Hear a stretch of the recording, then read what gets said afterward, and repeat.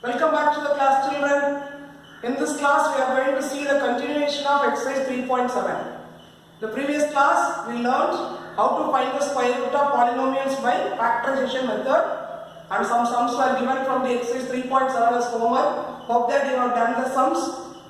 Continuation of this exercise in exercise 3.7, second sum, third subdivision. Find the square root of 1 plus 1 by x to the power 6 plus 2 by x cube. Among these three terms, two terms are perfect squares.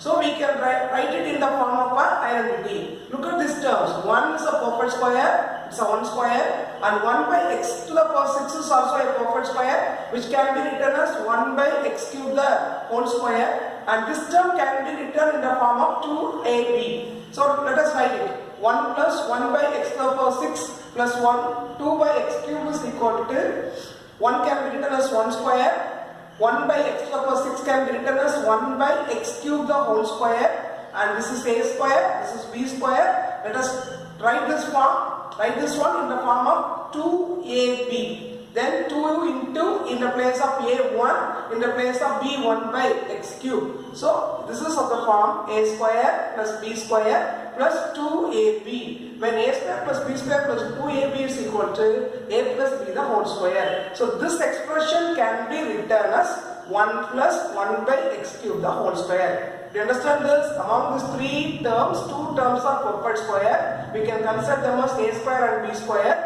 And we can try to expand this in the form a square plus b square plus 2ab. It is exactly in the form. So we can write it as a plus b the whole square format, which will be 1 plus 1 by x cube the whole square. When you take it under the square root of 1 plus 1 by x to the power 6 plus 2 by x cube is equal to square root of 1 plus 1 by x cube the whole square. As it's a perfect square, we can take it under the square root. The answer is modulus of 1 plus 1 by x cube.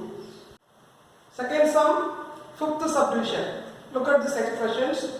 2x square plus 17 by 6x plus 1 into 3 by 2x square plus 4x plus 2 into 4 by 3x square plus 11 by 3x plus 2.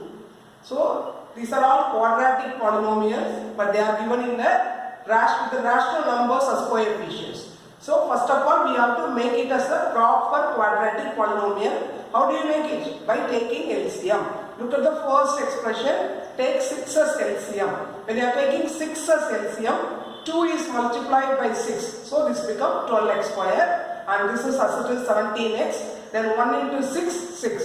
So the first expression becomes 12x square plus 17x plus 6 by 6. Take the second expression. Here 2 is in the denominator, so we have to take 2 as the LCM. When you are taking 2 as the LCM, this is 3x square, then 4x becomes 8x, 2 into 2 it becomes 4. Then this expression becomes 3x square plus 8x plus 4 by 2. The third expression, you take 3 as the LCM. 3 is the denominator for two terms, so take 3 as the LCM. This becomes just 4x square, this is 11x, then 2 multiplied by 3, that becomes 6. So the third expression becomes 4x square plus 11x plus 6 by 3. Now how do you multiply this all three? Multiply the denominators alone. 6 2s are 12, 12 3s are 36. So denominator becomes 36. Look at the numerators. Numerators are perfect quadratic polynomials. You are so good in factorizing quadratic polynomials into two linear factors. So first of all, 12x square plus 17x plus 6 can be factorized as 4x plus 3 into 3x plus 2. The second one, 3x square plus 8x plus 4, it can be factorized as 3x plus 2 into x plus 2. The third one, 4x square plus 11x plus 6 can be factorized as 4x plus 3 into x plus 2. So already I told you that when you factorize the quadratic polynomials under taking square root, surely the linear factors will appear twice. Yes. So here look at 4x plus 3 is here and also there. So we can write it as 4x plus 3 the whole square. 3x plus 2 also appears twice, so we can write it as 3x plus 2 the whole square. And x plus 2 is also appears 2 times, so 3x plus 2 the whole square by 36. Now if you look at the numerator and denominator, both are perfect squares. Numerator and denominators are perfect squares, so brought it under square root. Square root of 4x plus 3 the whole square into 3x plus 2 the whole square into x plus 2 the whole square by 36 is equal to, the denominator take the number as 1, so take it down as 1, and 36, what's the square root? 6. So write 1 by 6 out of modulus, and remaining all these three terms by taking square root we are right under the modulus. So 1 by 6 of modulus of 4x plus 3 into 3x plus 2 into x plus 2. So if a sum is given like that, people don't fear how to do this. First of all, by taking LCM and changing the numerator into a proper quadratic polynomial. After that, factorizing the quadratic polynomial, surely we get two linear factors of same. So then we can write it under the square format, then we can take it under the square root. Square root of polynomials by division method. This one already you learned when we were in 8th standard. For greater numbers or big numbers, we use log division method to find the square root. The same method we are going to use here for finding square root of greater polynomials. Look at this sum, example 3.21. Square root of 64x to the power 4 minus 16x cube plus 17x square minus 2x plus 1. For finding square root of this polynomial, it's of degree 4. It's not a quadratic polynomial. Quadratic polynomial means we can use the factorization method. Here it is a greater polynomial, so we are going to use the division method. First of all, we will write the given polynomial in ascending or in descending order of its powers. So I have written here in the descending order, highest power to the last constant term. Suppose in between any of the terms are missing means you have to give 0 for that terms. Here all the terms are present. X to the power 4, x cube, x square, x, everything is present. So no need to give 0 for any terms. So first of all, we have to write the given polynomial in the descending or in the ascending order. Here in this sum, I have written this in the descending order. Next, how to get the first value? Look at step 1 in the column. The first term I have taken 64x to the power 4. It is a perfect square. Surely in the given polynomial, first and last terms are the perfect squares.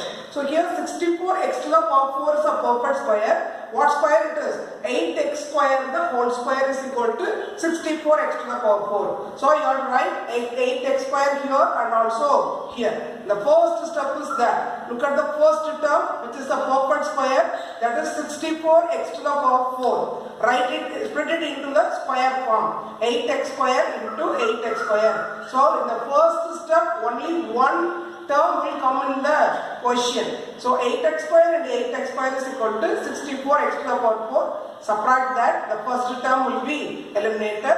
One step is over. After one step, only one answer is there. Only one term is there in the quotient.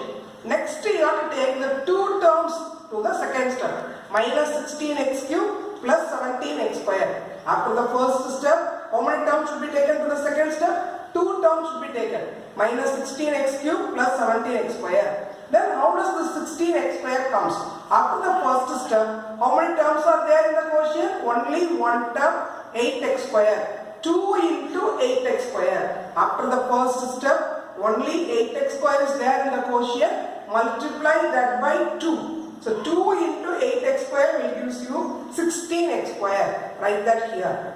You understand how this 16x square come? After the first step, in the quotient, only one term is there, that is 8x square. Multiply that 8x square by 2 and write down what you get, 16x square. Then how I get this minus x? Look at this. What's the first term here in the second step? Minus 16x cube. That should be divided by this 16x square. The first term of the second step should be divided by this 16x square. Minus 16x cube divided by 16x square gives you minus x. Then write that minus x here and also in the quotient. You understand that? When we start the second step, I have brought two terms from here, minus 16x cube plus 17x square. Then after the first step, only one term is there in the quotient. Multiply that 8x square by 2, we get 16x square. Write down that here. Then divide this first term, minus 16x cube divided by this 16x square. Then we get minus x. That minus x should be returned in the quotient and also here. After writing this, what we have written now? Minus x. With this minus x, you multiply these two terms. With this minus x, you multiply these two terms and write down here. Minus x into 16x square is minus 16x cube. Minus x into minus x is plus x square. After written this, change the sign to subtract them. This will be cancelled. Then plus 17x square minus x square is 16x square. Now the second step is over. After the second step, how many terms will be there in the quotient? Two terms will be there. 8x square and minus x. And the third step, you brought the two terms here, minus 2x plus 3. 16x square is the remainder from the second step, and minus 2x plus 1 is written here. Then how to get this? How many terms are there in the quotient after the second step? Two terms, 8x square minus x. Multiply them by 2. 2 into 8x square is 16x square. 2 into minus x is minus 2x. Write them here, 16x square minus 2x. Then how I get this one? The first term, 16x square, should be divided by this 16x square. 16x square divided by 16x square gives you 1. Write that plus 1 here and also in the quotient. Then all these three terms should be multiplied by the last term plus 1. So multiply all this and write here. This is the last step. Surely all these three terms will come the same. Change the sign and the remainder will become 0. When you get the remainder at 0, then the quotient is considered to be the square root of the given polynomial. You understand that? Once again, here it is a greater polynomial. So we have to use the division method to find the square root of this. Write the given polynomial either in ascending or descending order. Here I have written in descending order, x to the power 4, x cube, x square, x and constant term. Suppose any term is missing in this order, what we have to do? We have to give 0x cube or 0x square like that. Then the first step, we have to take the first term. The first term should be the perfect square term. Write it, split it and write as the squares of two numbers. So 64 x to the power 4 is the square of 8x square. So I have written here as 8x square into 8x square, which is equal to 64 x to the power 4. Change the sign, it will be cancelled. First step is over. After the first step, only one term is there in the